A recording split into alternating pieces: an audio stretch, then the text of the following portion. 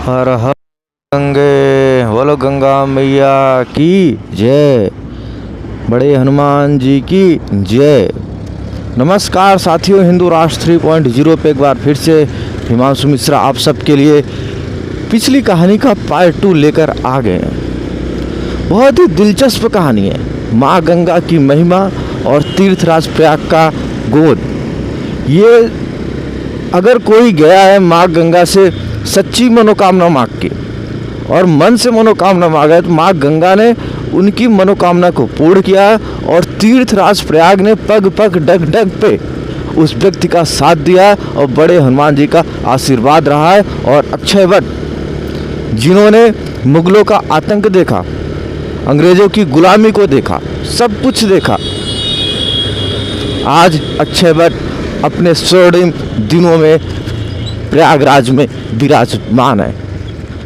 अक्षयवट, यूँ ही उसको अक्षयवट नहीं कहा जाता। हमारे देश में 4 वट हैं, उन 4 वट में से एक सर्वश्रेष्ठ अक्षयवट इस समय प्रयागराज में विराजमान है, जिनको देखने के लिए पहले हमारे देश में अंग्रेज, जिनके दर्शन के लिए वसूली करते थे और बढ़िया वसूली से पैसा कमाते थे अंग्रेज। लेकिन 2018 देखिए, अंग्रेज के जाने के बाद भी 2018 तक हमारे देश में अक्षयवट को देखने के लिए लोगों को सरकार की परमिशन लेनी पड़ती थी। लेकिन उसके बाद सनातनियों ने एक ऐसी सरकार चुनी जो अब सनातन संस्कृति और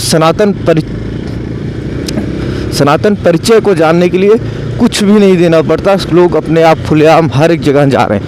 लेकिन आइए बताते हैं उस व्यक्ति की कहानी, उस फैक्ट्री मालिक की कहानी जो अपने परिवार के साथ पहुंचा और एक कंपनी के हेल्पर ने बताया कि आप यहाँ जाओ, गंगा स्नान करो।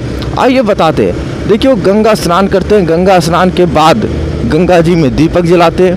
गंगा जी से अपनी मनोकामना, कुछ बिजनेस को लेकर मनोकामना होती है, उसको मांगते हैं। कहते हैं गंगा मैया, अब कुंभ जितनी बार लगेगा मैं उतनी बार आऊँगा, जहाँ जहाँ लगेगा मैं वहाँ वहाँ जाऊँगा। उन्होंने गंगा स्नान के बाद, मतलब संगम में पुण्य डुबकी लगाने के बाद, वो खरबपति अरबपति बिजनेसमैन ने माँ गंगा के सामने ये प्रतिज्ञा ली। संगम के उस मिट्टी, उस संगम के उस रेती पे उन्होंने प्रतिज्ञा ली। स्नान किया। स्नान करने के बाद उन्होंने देखा कि गंगा जी के रेती के ऊपर पुआल बिछे हैं। पुआल बिछने के बाद उनके मन में प्रश्न आया कि लोग पहले कहते थे कि कुंभ में लोग खो जाते हैं, कैसे खो जाते हैं, मुझे तो समझ नहीं आया। उस व्यक्ति ने देखा कि कुंभ यूं ही कुंभ नहीं है। उस व्यक्ति ने देखा कि एक व्यक्ति अपने पोते को, उस व्यक्ति की अवस्था 70-80 साल के करीब, उसके पोते की अवस्था 3-4 साल की होगी, गंगा जी में डुबकी लगवाता है, संगम में डुबकी लगवाता है। उस व्यक्ति के दिमाग में एक चीज़ आया, उस बिजनेसमैन के दिमाग में एक चीज़ आया, आखिर मैंने अपने जीवन के 50 साल काट दिए। फिर वो व्यक्ति वहीं बैठे बैठे अपने फ़ोन का कैलेंडर निकालता है और उस कैलेंडर में देखता है कि उसने कितने कुंभ छोड़ दिए। फिर उसको याद आता है, पहले वो देखता है प्रयागराज में कितने, उसने पीछे जाके 6 साल 12 साल जाते हुए उसने, मैं आपको बता रहा हूँ, 2019, 2013, 2007-8, 2000, मतलब वो जब से पैदा हुआ है तब से वो देखने लगा कि मैंने इतने कुंभ में तो स्नान ही नहीं किया। फिर उस अपने लड़के को कहता, अपने पत्नी को कहता, आप लोग रुकिए 1 मिनट। क्या हुआ पापा, चलिए ना, अब तो कुंभ स्नान हो गया। नहीं नहीं नहीं, अभी कुंभ स्नान बेटा हुआ ही नहीं है। तो कह रहे बेटा तुम भी कपड़े उतारो। तो कहता पापा फिर मान लो हम लोग नहाएंगे, फिर अंडरवियर का हम लोग। उसने कहा बेटा चिंता करने की बात नहीं, गंगा मैया सब कुछ मुहैया करा देंगे। फिर वो व्यक्ति कहता रुको रुको बेटा, तब तक जैसे वो कहते हैं रुको रुको बेटा, एक अंडरवियर वाला घूमते घूमते पहुंच जाता। कहता बाबूजी अंडरवियर चाहिए? हाँ, कितने की है? वैसे तो 120 रुपये बेचते हैं, आप 110 रुपये ही दे दो। तो उस व्यक्ति ने बोला नहीं नहीं नहीं, 100 आप 120 में बेचते हो तो आप 120 में ही दो, हमें 110 में नहीं चाहिए। तो उस व्यक्ति के लड़के ने पूछा, पापा आपने जब वो 110 में दे रहा था आपने 120 में क्यों लिया? उन्होंने, बेटा हम बिजनेसमैन हैं, क्या हम कभी अपने बिजनेस में मोल भाव करते हैं? नहीं करते, व्यक्ति को भी देख के नहीं करते, तो हम इसके बिजनेस में क्यों मोल भाव करें? इसने जितना मांगा मैं दे रहा हूं। फिर क्या होता, उस व्यक्ति ने एक अंडरवियर नहीं लिया, उस व्यक्ति ने 6 अंडरवियर लिए, 6 अंडरवियर, 6 अपने लिए, 6 अपने बच्चे के लिए लिया। अपनी पत्नी से कहता कि क्या तुम भी कुंभ नहाओगी? पत्नी हैरान, पत्नी बोली हाँ मैं तो नहाऊंगी, मैं भी नहा लूंगी। लेकिन पत्नी तुरंत बैठा ली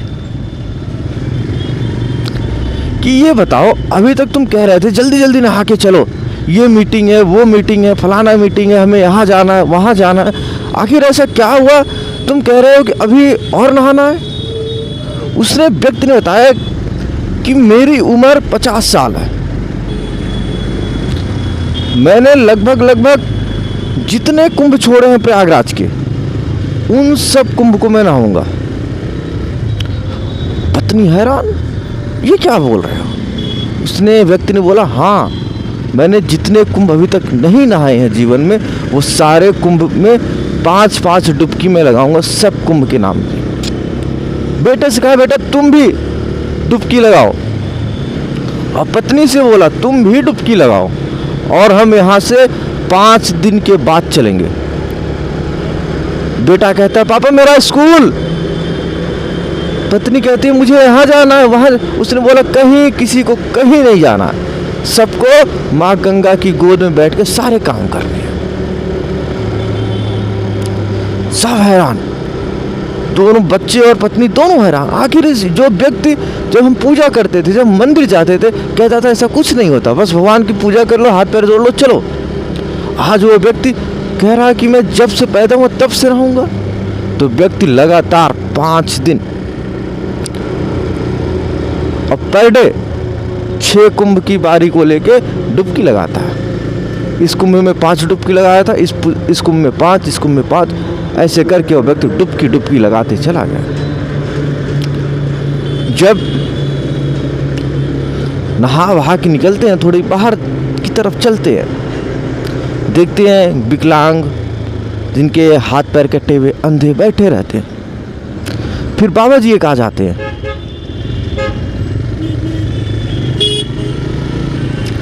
बाबा जी एक आ जाते हैं चंदन लेके आ जाते हैं। उसके बाद बाबा जी कहते हैं बेटे रुको रुको। उसका लड़का कहता नहीं नहीं बाबा मुझे नहीं लगवाना, नहीं बाबा मुझे। व्यक्ति कहता नहीं बेटा लगा, बाबा जी आप लगाओ।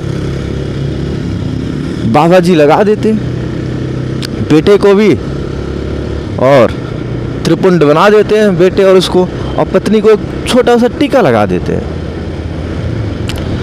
तो वो व्यक्ति कहता है बाबा जी हम दोनों तो लगा दिए, पत्नी को क्यों नहीं लगाए मेरे?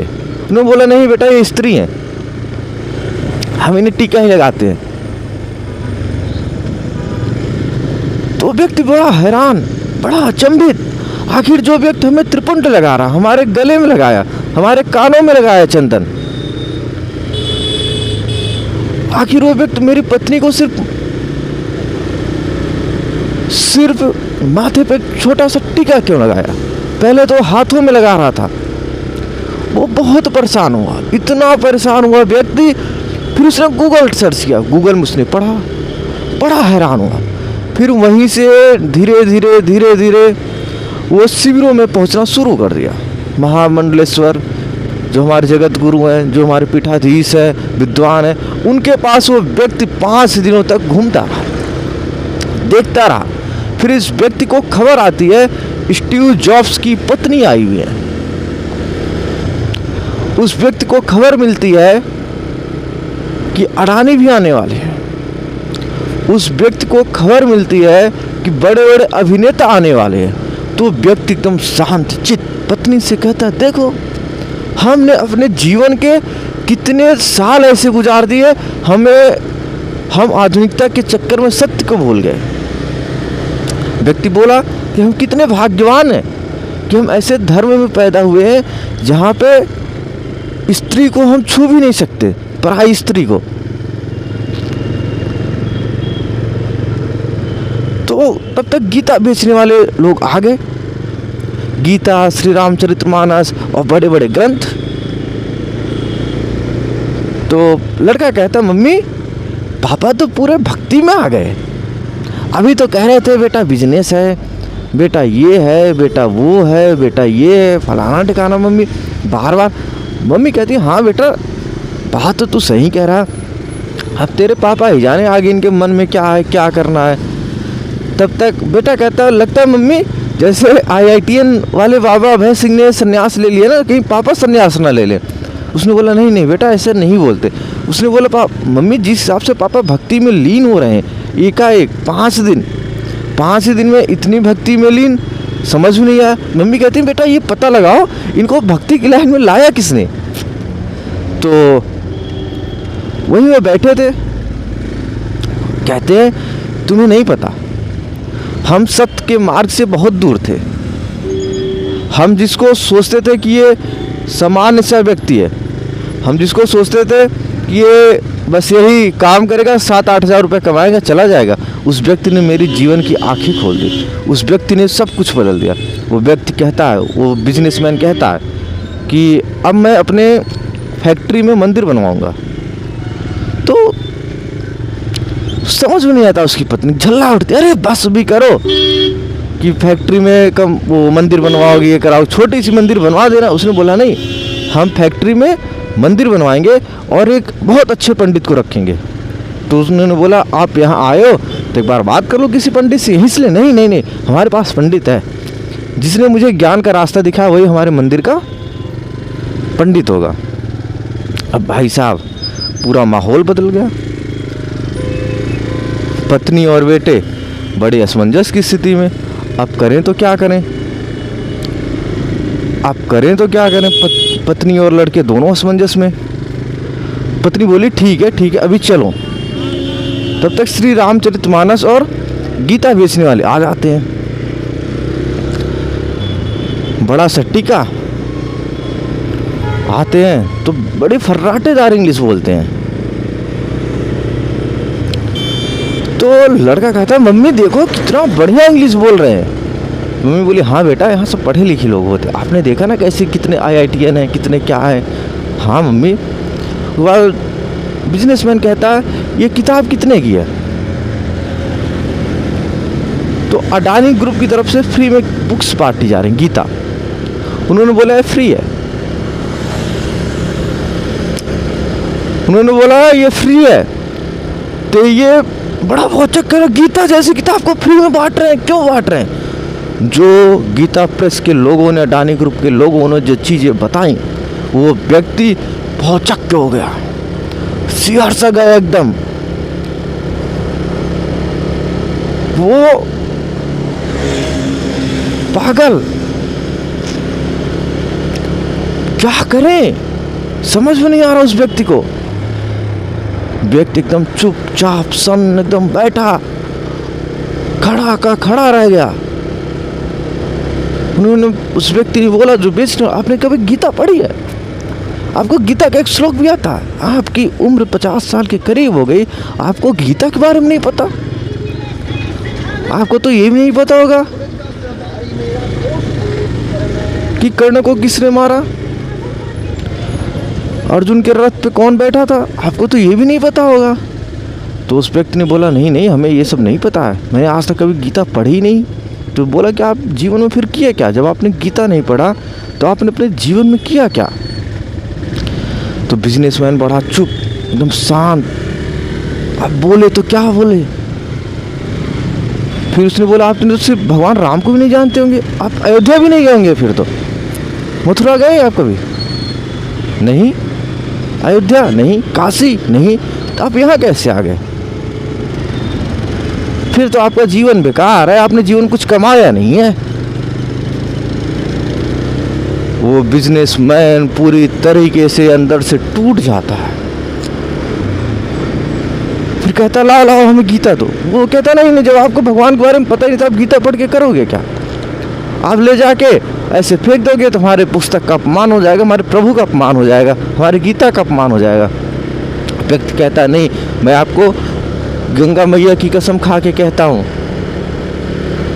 मैं गीता का अपमान नहीं करूँगा, मैं पढ़ूँगा। वो व्यक्ति गीता लिया और वहाँ बैठा, जहाँ पे गीता लिया वहाँ कुछ दूर जाके धूप, बढ़िया चिलचिलाती धूप, बैठा रहा। वो देखा, पहले गीता को पहले पलटा पूरा, अपने बेटे को बुलाया,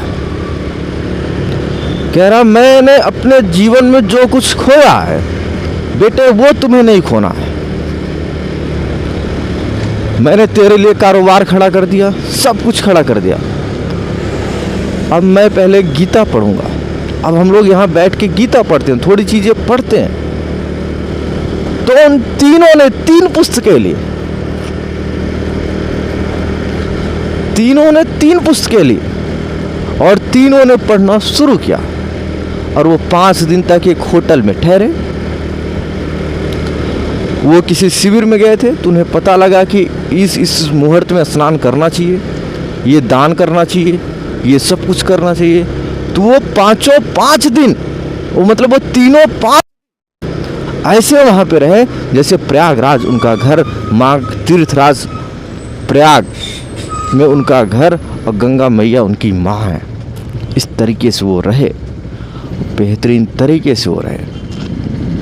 आज गंगा मैया की कृपा से उन्होंने पूरा गीता पढ़ा और गीता पढ़ने के बाद उन्होंने जिस हिसाब से अपने जीवन में बदलाव लाए, ये बहुत ही कल्पनीय। जब वो गीता पढ़ने के बाद एक शिविर में गए, उन्होंने देखा कि बड़े बड़े लोग साधु संतों से आशीर्वाद ले रहे हैं। उन साधु संतों से जिनके हाथ में चिमटे हैं, जिनके हाथ में डमरू है, जिनके हाथ में शंख है, जो बभूति लपेटे हुए। बड़े बड़े लोग कार से उतरते हैं, 4 व्हीलर से उतरते हैं, मर्सिडीज से उतरते हैं, सीधा उनके चरणों में गिर जाते हैं। वो सिर्फ आशीर्वाद देते हैं और बस इतना आशीर्वाद देने के बाद वो आगे निकल देते हैं। अब आप सोचिए, वो व्यक्ति भी सोचने को मजबूर हो गया, आखिर इन संतों में ऐसी क्या चीज़ है, आखिर इन संतों में ऐसी क्या चीज़ है जो लोग इनके चरणों पे गिर रहे हैं। व्यक्ति बहुत प्रभावित हुआ, बहुत ज़्यादा प्रभावित हुआ। व्यक्ति सोचने को मजबूर हो गया, आखिर ऐसा क्या है, आखिर ऐसा क्या है जो लोग इनके चरणों में गिर रहे हैं, जो लोग इनके चरणों में गिर रहे हैं। वो आखिर इस व्यक्ति में क्या है। तो व्यक्ति गया शिविर के अंदर। उस व्यक्ति को घमंड अभी भी था कि अरे साला, मैं तो एक फैक्ट्री का मालिक हूँ, मेरे अंडर में इतने सारे लोग काम करते हैं और मेरी वजह से 3-4 हज़ार लोग खाना खाते हैं। वहीं बगल में एक अडानी ग्रुप था। अडानी ग्रुप की तरफ से लंगर बट रहे थे, भंडारा हो रहा था और उसमें लिखा था कि 80,000 से लेके 1 लाख लोग पर डे खाना खाते हैं। उस सारा घमंड टूट के गिर गया। सारा घमंड, उसके अंदर जो घमंड था कि मैं इतने लोगों को खाना खिलाता हूँ, मैं इतने लोगों को ये करता हूँ, सारा का सारा घमंड वहीं पिघल गया। फिर अंदर देखता है कि साधु बाबा बैठे हैं, बभूति लगाए, लोग आशीर्वाद ले रहे हैं, बाबा उनकी संसी पीट रहे हैं, लेकिन फिर भी लोग आशीर्वाद लेते हुए जा रहे हैं। वो व्यक्ति जब शिविर के अंदर है, वो व्यक्ति जब शिविर के अंदर में घुसता है, एकदम शांत चित्त, उसको कुछ समझ में नहीं आता। वो सीधा जाके एक बार सोचता, अरे मैं इन बाबाओं के चरणों में गिरूं, लेकिन माँ गंगा की कृपा, माँ गंगा की महिमा, भोलेनाथ का आशीर्वाद। व्यक्ति संत के चरण में लगभग 5 मिनट तक गिरा ही रहा। जब वो उठा, उसके आंखों में आंसू भरे पड़े थे, उसके आंखों में आंसू पूरी तरीके से भरे पड़े थे। वो कहता है बाबा मुझे माफ़ कर दो, मैं अपने 50 साल, मतलब कुछ ही साल में और ज़िंदा रहूँगा, 20-30 साल, मैंने 50 साल में बहुत बड़ी गलती की। उस व्यक्ति ने अपनी पूरी व्यथा बाबा को बताई। उन्होंने बोला कोई नहीं, आप सेवा कर रहे हो, आपकी वजह से कितने लोग कमा रहे हैं, आपकी फैक्ट्री में कितने लोग हैं। उसने बताया कि बाबा इतने लोग हैं, तो उसमें कितने लोग पूजा पाठ कर रहे हैं। कह रहे बाबा इतने, आपको किसने बताया? बाबा मुझे हमारी कंपनी में एक छोटा सा हेल्पर है, उसने बताया कि आप जाओ। तो बाबा ने कहा, देखो जो उस व्यक्ति के मन में था कि मैं मंदिर बनाऊंगा, उसको बाबा ने कहा एक काम करो बेटा, जब तुम सनातन के लिए काम करना ही चाहते हो ना, तो इस शिविर में आप दान मत दो, आप किसी भी दिन चाहो, जिस दिन चाहो, आप भगवान के नाम पे भंडारा कर दिया करो, महीने में, साल में, जब हो, वही आपकी सच्ची सेवा है। आप रामचरितमानस का पाठ होता है, सुंदरकांड होता है, दोनों में से आप कोई भी करा के भगवान को बांट दिया करो। अगर हो सके तो एक छोटा सा मंदिर अपनी फैक्ट्री में बनवाओ, उसमें कोई विद्वान पंडित को रखो, उसमें हवन यज्ञ सब करवाता रहे। या फिर बाबा कहते हैं एक काम कर बेटा, तुझे जिसने बताया ना कुंभ नहाने जाना है, उसी को उस मंदिर का पुजारी रख दे, और जितना तेरा मन हो ना उतनी सैलरी दे दे। वो व्यक्ति मना नहीं करेगा कि इतनी सैलरी क्यों दे रहे हो। उस बाबा ने जिस हिसाब से उस व्यक्ति के दिमाग में बात डाली, सब भौचक, वो निकलता है बाबा के शिविर से, कहता है चलो अब दिल्ली चलते हैं। पत्नी कहती है देखो 5 दिन तो तुम अपने मन से रुके थे, एक दिन हम लोगों के मन से रुक जाओ। कह रहे क्या हुआ? कह रहे तुमने तो सारा घूम लिया, ये सब घूम लिया, वो सब घूम लिया।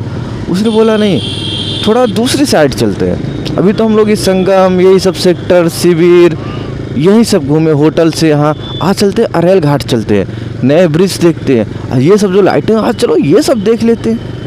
भाई कहता ठीक है चलो आज तुम्हारी बात मान लेते हैं। उन्होंने वो घूमे और फिर चलने के लिए देखते हैं कि इतनी भीड़, इतनी भीड़, इतनी भीड़। पति कहता है यार चलेंगे कैसे? पत्नी कहती है सब चलेंगे, एक बार गंगा मैया का आशीर्वाद ले। वो जाती हैं, गंगा जल भरती हैं और गंगा जल को पीती हैं। दोनों पीते हैं, मतलब तीनों लोग गंगा जल को पीते हैं, गंगा जल भरते हैं। फिर कहते हैं गंगा मैया अब हम चल रहे हैं, अब रास्ता आप दिखाओ, हम दिल्ली कैसे पहुँचे। वो पहुँचते हैं सूबेदारगंज रेलवे स्टेशन, देखते हैं लाखों की भीड़, लाखों की भीड़। अब जाएं तो जाएं कैसे, ट्रेन में घुसें कैसे? ट्रेन आई, लोग घुस गए। फिर आरपीएफ के 2 जवान आते हैं, हाँ भाई जी कहाँ जाओगे? दिल्ली जाना, तो घुसो घुसो घुसो जल्दी, ऐसे बैठ के जाओ, ऐसे ही खड़े लेटे हुए चले जाओ, सब चले जाओगे, ट्रेन कहीं नहीं रुकेगी, सीधा दिल्ली जाएगी।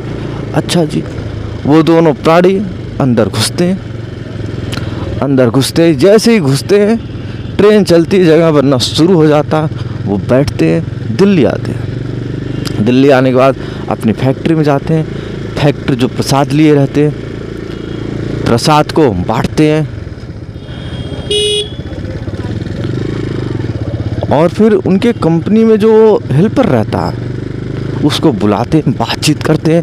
अगली कहानी मैं आपको बाद में बताऊंगा, तब तक पार्ट 3 में बताऊंगा। तब तक आप बने रहिए हिंदू राष्ट्र 3.0 के साथ। नमस्कार।